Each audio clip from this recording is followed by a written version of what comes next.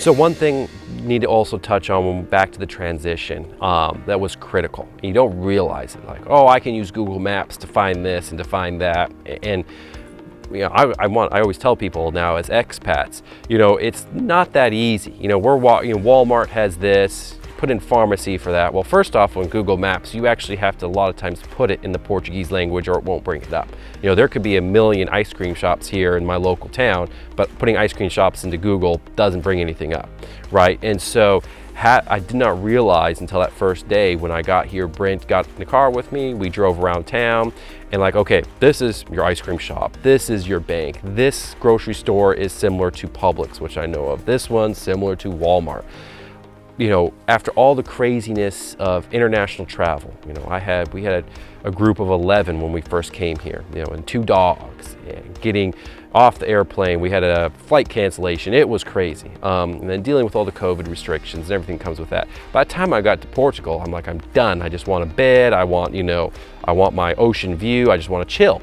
And it's not like that. Kids need to eat, we need to get things set up, and just having someone there that's like, okay, you need to go here, you need to do this is the address for that.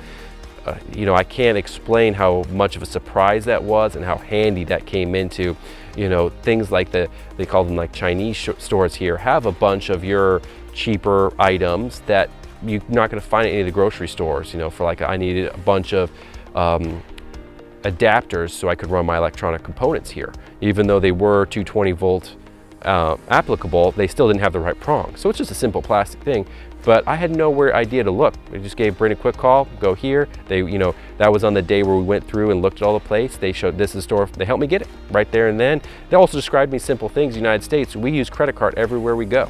It's just swipe it and move on. Here in Portugal, credit cards aren't used as much. Most people still take debit cards, but cash is still king out here. And so they're very able to tell me what stores I can use what, recommend how much I should have here. Another thing that's going to be a surprise to expats that move here is tolls. In Portugal, there's quite a bit of tolls. Most of your highway systems are tolled one fashion or another.